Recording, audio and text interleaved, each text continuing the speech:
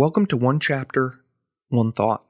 I'm Pastor Chris from Lincroft Bible Church in New Jersey, and every weekday I read one chapter of the New Testament and offer one brief devotional thought. Today's reading is from the book of 2 John, chapter 1. The elder, to the chosen lady and her children, whom I love in truth, and not only I, but also all who know the truth. For the sake of the truth which abides in us and will be with us forever, grace, mercy, and peace will be with us from God the Father and from Jesus Christ, the Son of the Father, in truth and love. I was very glad to find some of your children walking in truth, just as we have received commandment to do from the Father. Now I ask you, lady, not as though I were writing to you a new commandment, but the one which we have had from the beginning, that we love one another. And this love, that we walk according to his commandments.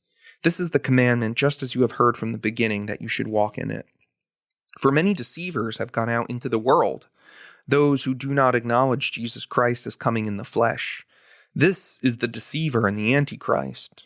Watch yourselves, so that you do not lose what we have accomplished, but that you may receive a full reward. Anyone who goes too far and does not abide in the teaching of Christ does not have God. The one who abides in the teaching, he has both the Father and the Son. If anyone comes to you and does not bring this teaching, do not receive him into your house. Do not give him a greeting. For the one who gives him a greeting participates in his evil deeds. Though I have many things to write you, I do not want to do so with paper and ink, but hope to come to you and speak face to face, so that your joy may be made full. The children of your chosen sister greet you. One thought. The Apostle John, this is the same John that wrote the Gospel of John and has written the letter of 1 John. So he wrote these various letters to various churches to help them stay true to the gospel in the face of false teaching. Now, this letter of 2 John was likely written, between 85 and 95 AD. And again, it seems like this was written really in response to false teachers and false teaching infiltrating churches and harassing churches. And specifically, this teaching that was going around is denying that Jesus has come in the flesh, that he was actually human. So how should the church, the elect lady, the chosen lady, referenced here, this could be, an actual physical woman, or it could be a symbolic representation of whatever churches John is writing to.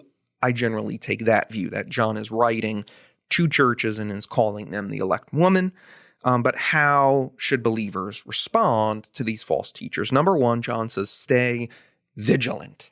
In verse 8, he says, watch yourselves that you do not lose what we have accomplished. So John is saying, we came to you, we preached the gospel to you, we built you up in faith. Now you need to stay vigilant that you don't lose that you don't wander away from that you don't allow these false teachers to lure you from the pure gospel that you heard. You got to stay vigilant over your faith. He goes on to say that they need to stay anchored. He says, anyone who goes too far and does not abide in the teaching of Christ does not have God. So, don't go too far. Right? I think what John is saying here is, he wants them to go deeper in the gospel, but stay on the path. Stay on the path. Don't wander off the path. Right? There's the gospel path that we stay on, and we learn more and more and more about it. We get to know God more and more and more, and we're on our way to the eternal kingdom, but we can wander off.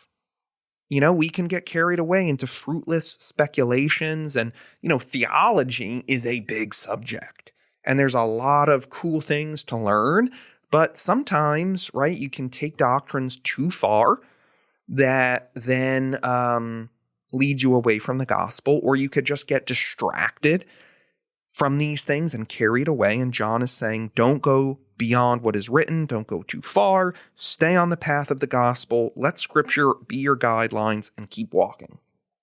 And then finally, John says, stay away. In verse 10, he says, if anyone comes to you and does not bring this teaching, do not receive him into your house and do not give him a greeting. Now, I don't think John is saying like, oh, that person's like a false teacher. You can't say like wave and say hi. I think what John is getting at is like, receiving someone into your house was more than even having them over for dinner. Because most churches, in the context of which John was writing, were hosted in houses. There were no church buildings back then. They were hosted in houses. So what I think that John is getting at is don't give these false teachers a platform in the church. And furthermore, don't give them a platform in your own life. So stay away. Some things are just not good to engage with. So stay away from them. And so I think, this book, right? I don't know if you've ever read 2 John before, but I think that this book is really important for today because false teachers, they can come into our homes and our churches all the time, not physically, but through the devices that are in our pockets. And so vigilance and discernment are extremely important today.